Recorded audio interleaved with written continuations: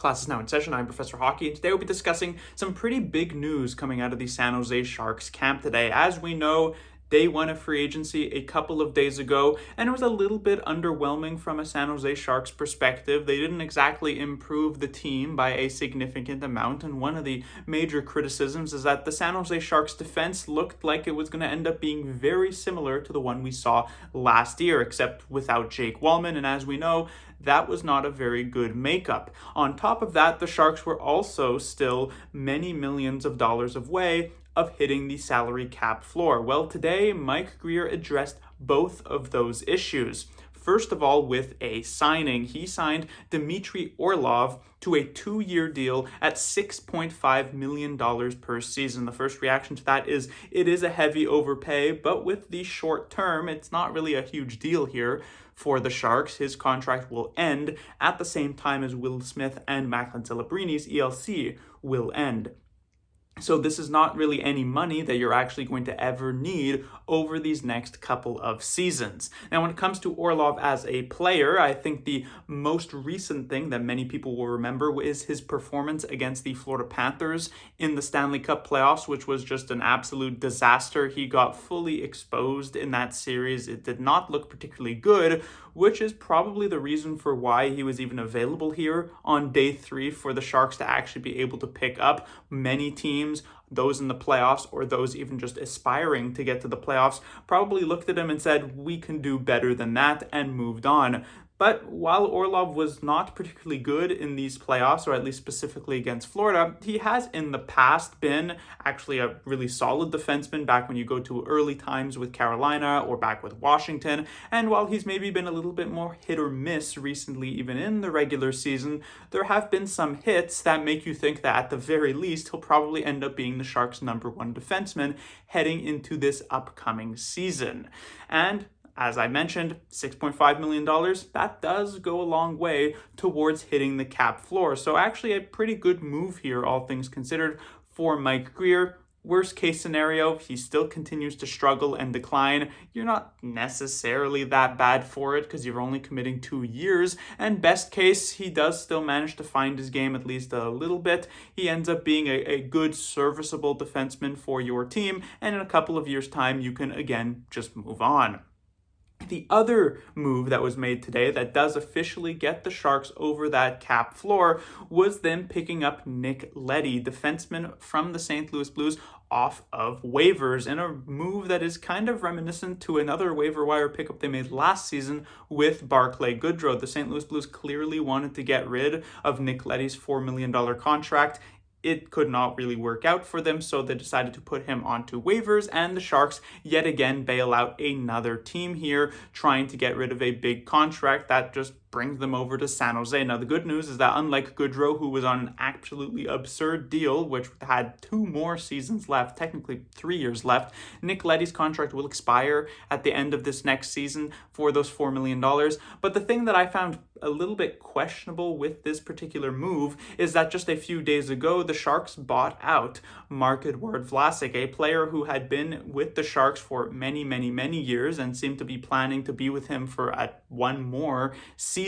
And the idea clearly behind that was that the Sharks wanted to create some space on their defensive roster to maybe get a little bit more younger talent, in particular a guy like Sam Dickinson, into the lineup. And now you bring over Nick Leddy, who is an improvement, don't get me wrong, he is a better player than Marc-Edouard Vlasic, but we're kind of working on pretty small margins at this point. Is Nick Leddy considerably better than Marc-Edouard Vlasic? Not quite, and as he gets another year older, you would probably expect even more of a decline here, so it's maybe a 6th or 7th defenseman, not the end of the world, and it does get them to the cap floor, but it continues to create this traffic jam within the Sharks' defense. And so there are some pretty clear, I guess, conclusions that we can take from these couple of moves, that these players are brought in to the Sharks defensive core. The first of which has to do with Mario Ferraro, because there is a ton of players now on the blue line. Ferraro is one of them, but if the Sharks do want to even give a guy like Mukhamadullin some time in the NHL this upcoming season, which that should absolutely be the case, this Mukhamadullin is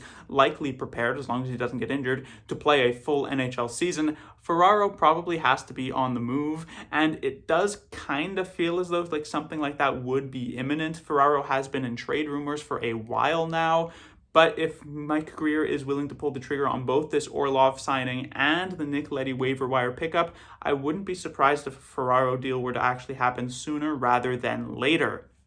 Now, I'd originally thought that when Ferraro were to get traded, the Sharks would be able to get back maybe like a pretty decent defenseman who would still be ready to play in the NHL. I'm not so sure about that now, because they don't really have much space for one. So it might just be a case where Ferraro gets traded for draft picks. I don't know if Ferraro is good enough to actually get a first round pick, at least is regarded as good enough to get a first round pick in the NHL. It might be closer to like a second or even a third rounder, depending on how things end up going down. But I imagine an NHL general manager would be willing to pick up a player who plays with as much heart as Ferraro does, and it does seem as though Ferraro will not be with the Sharks by the time this next season starts. That's at least my bet. Another conclusion that we can draw when it comes to Henry Thrun, I had mentioned in the games at the end of this past season that this was a very important time for Henry Thrun to showcase that he was capable of playing decent minutes in the NHL, because his time of actually being a mainstay in the Sharks lineup was coming to an end. This free agency was probably the moment where the Sharks would add enough to their blue line that Thrun was no longer a guarantee to be in the lineup. And as we can see, that is absolutely the case. And going into this next season, I certainly would have Mukhamadullin above Thrun in the lineup. And so now he's looking more like a seventh defenseman, perhaps even someone who's a little bit expendable. And it's funny because if you go back to the reason for why Thrun didn't want to sign with the Anaheim Ducks and decided to get traded and get signed with the San Jose Sharks, was because he felt as though there was space for him to actually become a top 6 or perhaps even top 4 defenseman, and that wasn't the case in Anaheim. But after being given a couple of years to do that, it seems as though he might not actually have the talent and capability to pull it off. And so this is a player who will probably be playing some games in the NHL for the Sharks, but clearly not as many as the last couple of seasons. Another and final conclusion to draw here would probably have to do with Sam Dickinson. I had mentioned when the Sharks bought out Marc-Edouard Vlasic that seemed to be an indication that Dickinson would be kept up in the NHL and that he would be in and out of the lineup and playing some games. With this pickup of Leddy and Orlov, that becomes slightly more complicated. Obviously, your right side, that's not really where Sam Dickinson would have played, is covered by Klingberg, Desharnais, and Liljegren, but your left side now is Orlov, Leddy, and Mukhamadullin. That is even assuming that Mario Ferraro does get traded. And so perhaps like best case scenario, Leddy's like your third pairing defenseman, because that's probably where he should be playing at best.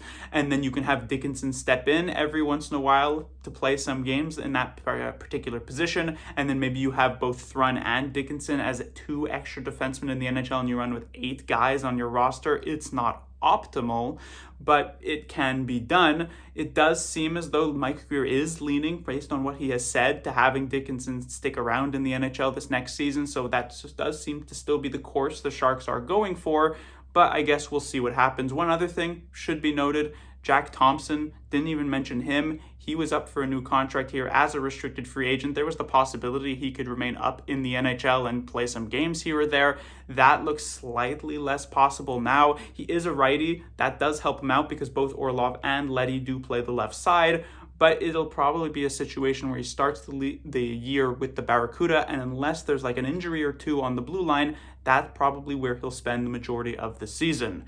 But that will do it for this video. These are 2 moves that certainly change up the makeup of the Sharks defensive core. It makes sense to try to make many big changes after these past couple of seasons have been pretty disastrous in this area for the Sharks. I think the big thing that now we're waiting for, as I mentioned, is probably a Mario Ferraro trade. I can't really imagine a world where he does stick around here at that point, because you need Mukhamadullin to be playing some games, and the only way that really happens is if Ferraro is gone. So I'm interested to see what possible return that the Sharks could get in that position. And it'll be a bit of an end of an era when it does occur. Class dismissed.